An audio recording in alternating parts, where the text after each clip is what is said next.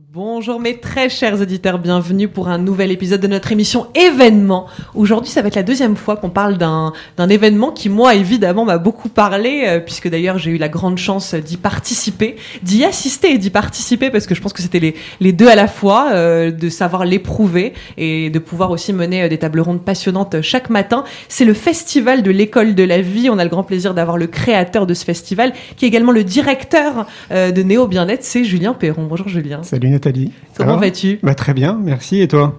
Ça va super bien. Ouais. Écoute, on s'est pas vu justement depuis cette deuxième édition du festival de l'école de la vie, donc qui s'est tenu au château de Flaugergue à Montpellier.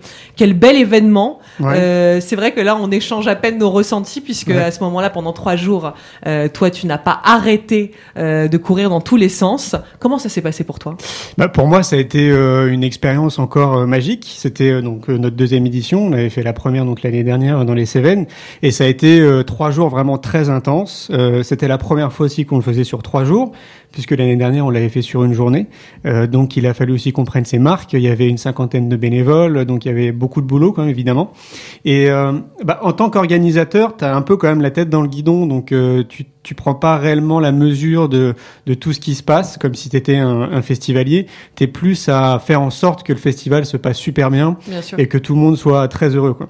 Donc là-dessus, on a rempli notre pari. Tout le monde a été très heureux. Donc moi, j'ai senti beaucoup de joie, beaucoup de bonheur, beaucoup d'amour. J'ai vu des enfants courir dans tous les sens avec la banane jusqu'ici et rigoler. Il a fait beau pendant 3 jours. J'ai assisté à quelques conférences pour voir aussi au niveau des caméras si tout se passait bien, mais c'était juste, je passais en fait, donc je voyais aussi qu'il y avait une bonne énergie, qu'il y avait surtout beaucoup de monde. Moi, pendant ma conférence, je crois qu'il devait y avoir au moins 600 personnes, donc c'est incroyable. C'était génial. Mais ouais, une fois de plus, en organisateur, tu te rends pas vraiment compte de tout. Et donc, ce que je vais faire l'année prochaine, c'est que je vais m'écarter un petit peu de l'organisation et avoir plus le rôle du responsable, si tu veux, du site, plus dans une zénitude pour profiter un maximum justement du festival et être présent avec les festivaliers, avec les exposants, etc.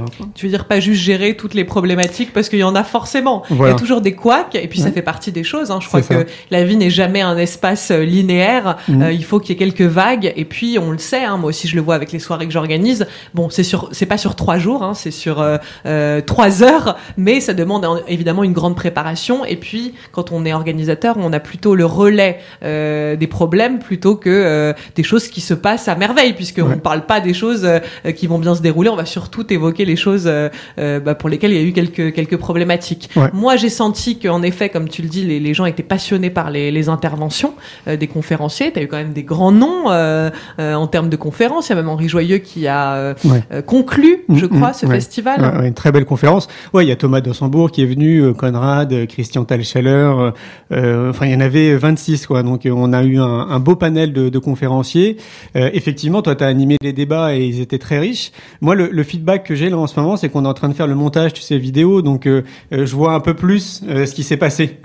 Et donc, du coup, je prends de plus en plus mesure, en gros, de l'ampleur de l'événement. Parce qu'il y a eu quasiment, alors selon les responsables du site, donc du château de Flaugergue, eux ils pensent qu'il y a eu plus de 9000 personnes qui sont venues sur les 3 jours, ce qui est pour nous gigantesque.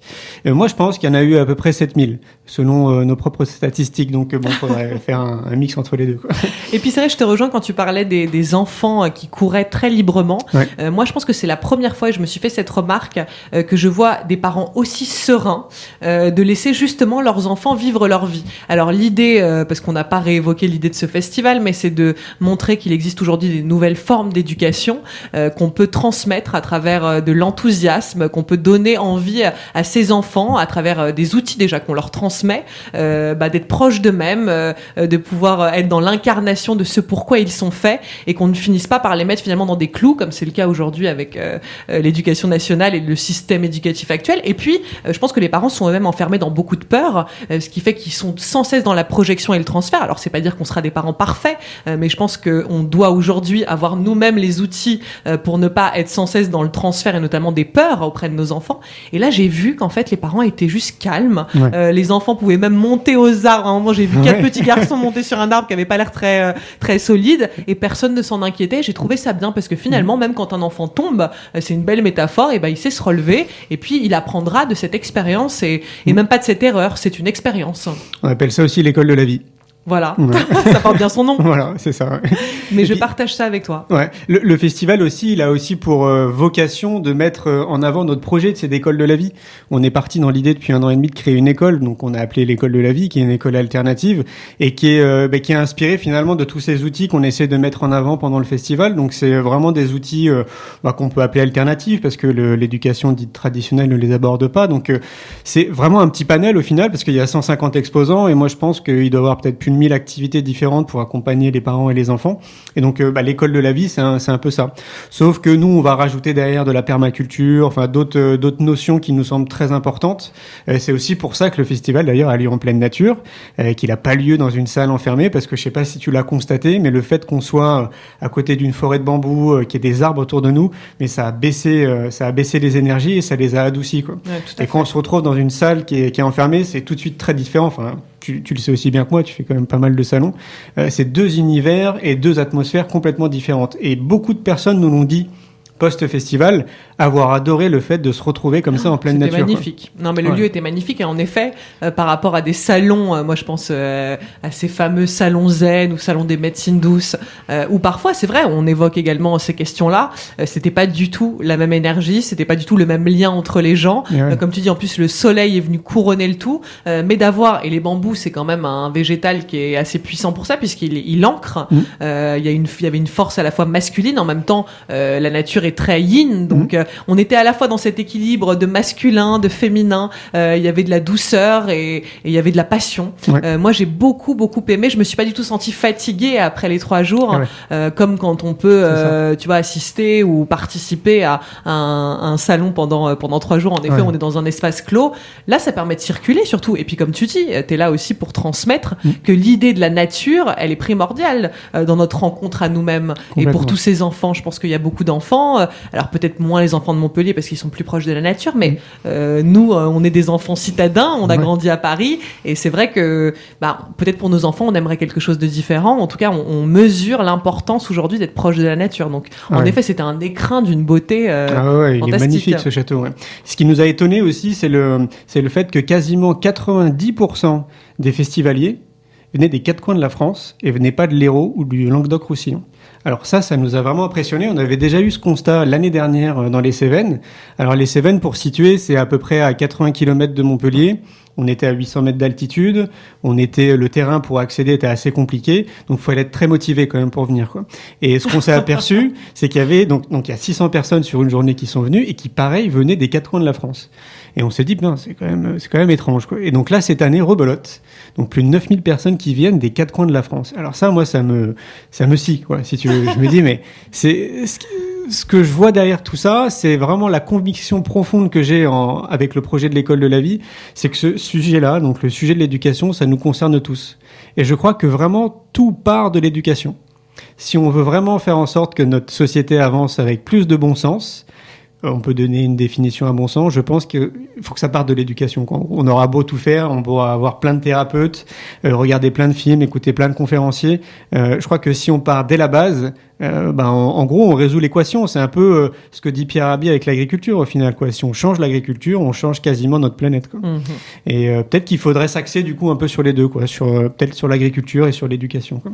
Mais quel rêve pour nous qui n'avons pas encore mis des enfants au monde de se dire qu'en effet il y aura des possibilités comme ça. Toi, tu n'es même pas dit j'attends d'avoir l'école idéale, je vais la créer. Je trouve ça très puissant. Puis bon, le terme d'éducation, évidemment que demain on a envie que nos enfants ils puissent suivre des méthodes d'éducation qui soient différentes, mais je pense que même pour les adultes, tu parles du festival de l'école de la vie. Moi, je te rejoins tellement. La vie est une école. J'ai l'impression chaque jour d'être en formation continue avec la vie, et que à chaque pas que je fais, elle m'en apprend encore un petit peu davantage, évidemment sur moi-même, mais donc forcément en me permettant d'être encore plus en lien avec moi-même, je suis encore plus en lien avec le monde, avec les autres, et je prends ma place. Et ça, c'est très beau. Je crois que la vie n'a aucune autre ambition pour nous que de nous permettre de prendre notre place, d'irradier, de trouver notre lumière, ou d'être notre lumière et de ne pas chercher par peur, par angoisse d'être soi-même, parce je pense qu'il y a tellement de gens qui tout au long de leur vie ont besoin de récupérer la légitimité à l'extérieur, qui attendent d'être aimés justement,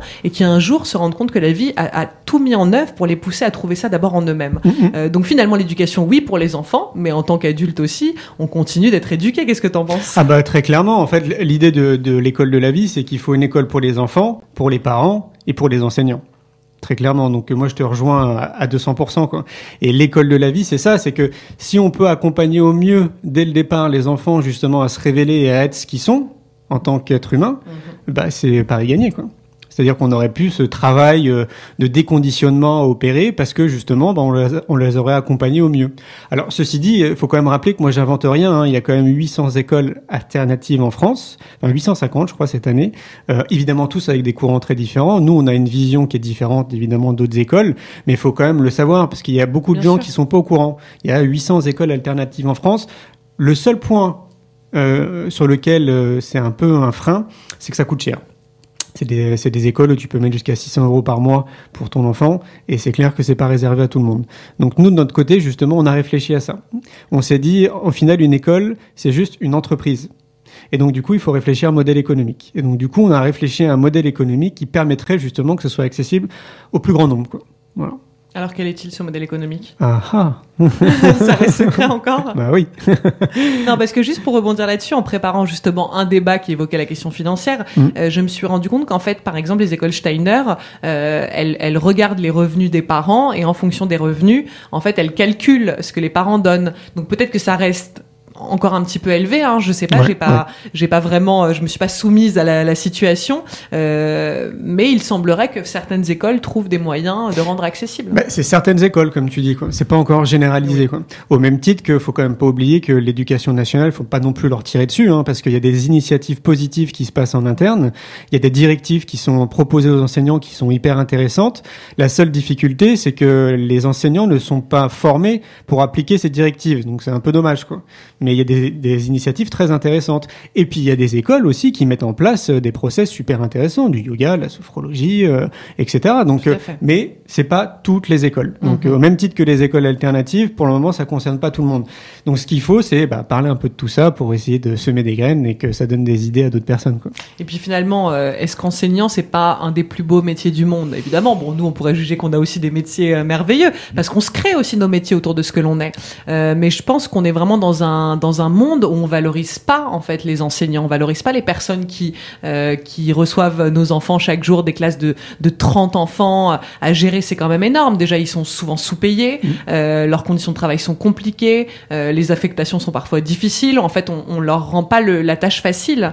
Et ça aussi, c'est important parce que je sais pas, je comprends pas ce monde où en fait ce rôle-là qui est si important, il soit par exemple aussi sous-payé. Tu vois, ça c'est quelque chose je suis d'accord avec ça. Faut voir aussi de l'autre côté, hein, c'est qu'il y a un certain nombre de parents, une fois plus pas tous, qui se déchargent auprès de l'école et qui pensent que c'est le rôle de l'école d'éduquer leurs enfants. Ouais, tout à fait. Donc tout le monde est aussi un peu responsable dans le lot. Tu vois, il faut pas jeter la pierre aux écoles. On jette la pierre.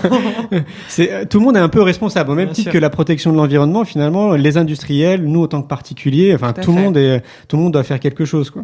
Et moi, ce que je dis souvent dans les conférences, c'est que moi, ça fait 13 ans que j'ai créé l'agence Néo Bien-être, qu'on fait beaucoup d'initiatives pour justement semer des graines et inspirer les gens. Et je dis souvent, faut pas m'attendre. C'est ce que je disais au festival là, cette année. M'attendez pas pour organiser un festival, organiser des événements, créer du lien, essayer d'inspirer des gens autour de vous. Je sais pas, faites de la radio, écrivez des articles, publiez des choses. Mais l'idée, je pense que c'est vraiment d'essayer un maximum de jeter des graines et d'inspirer des gens autour de nous. Et j'ai vraiment l'impression que là, il faut qu'on se concentre sur l'éducation. Alors justement, peut-être que c'est le moment d'annoncer à vous, très chers auditeurs, que la 3e édition de ce festival pour l'école de la vie se tiendra donc en septembre 2017. Donc ça laisse un petit peu de temps pour se préparer, le voyage. Chers amis, là vous avez le temps de réserver ce week-end-là et de prendre vos billets de train, peu importe où vous êtes en France ou dans le monde. Vous pourrez être présents donc du 22 au 24 septembre. Qu'est-ce que tu aurais peut-être, je sais pas, à transmettre aujourd'hui ? Est-ce qu'il y aurait une demande particulière aux auditeurs ? Est-ce que tu as besoin de partenaires ? Explique-nous. Alors, on a été très gâtés là cette année. On a eu de nombreux partenaires, dont Radio Médecine Douce, qui nous a accompagnés. Et on est très contents. On remercie encore tout le monde. Il y en a beaucoup qui veulent encore être partenaires pour la prochaine édition. Je suis pas sûr qu'on ait besoin encore de partenaires parce qu'il y en avait déjà quand même pas mal. Puis après, faut les gérer les partenaires. Après, oui, il faut aussi les gérer. Oui. Ouais. Non, le message c'est venez au festival si vous avez besoin d'obtenir des informations autour de l'éducation, si vous voulez mieux accompagner vos enfants, si vous faites partie de ces familles où les enfants en ont marre d'aller à l'école, bah c'est juste pas normal. Donc venez au festival, il y a des solutions, il y a des gens avec qui vous pouvez discuter. Et au-delà des exposants et des conférences, moi ce que je trouve à travers ce festival, c'est que c'est à un moment donné un point de rendez-vous où tu as 9000 personnes qui viennent des 4 coins de la France et qui se rassemblent juste à un point et qui sont tous connectés de la même façon. Donc c'est aussi le lieu idéal pour rencontrer des gens qui sont comme nous et donc pour une fois de plus pour créer du lien. On l'a vu l'année dernière, donc dans les Cévennes, nous on a su, je sais pas, quasiment 6 mois après, il y a quand même 2 personnes qui sont mariées. Et mais j'allais te faire la blague. Ouais, est-ce qu'on peut rencontrer l'amour ? Mais oui, il y a des personnes qui sont mariées et qui nous ont envoyé des mails, tu vois, pour nous dire merci quoi, grâce à vous on a rencontré l'âme sœur et tout. Enfin, je trouve ça génial. Incroyable. Et donc, mais en même temps c'est pas étonnant parce que c'est un lieu, il y a un moment pendant 3 jours où il y a plus de 9000 personnes connectées de la même façon et je trouve que c'est un moment super rare dans une vie. Oui, c'est ça. On se sent quand même très vite isolé, tu sais, dans notre vie, dans notre quotidien. Et ben là, non, en fait, pendant 3 jours, tu te sens pas isolé et ça redonne foi en l'humanité.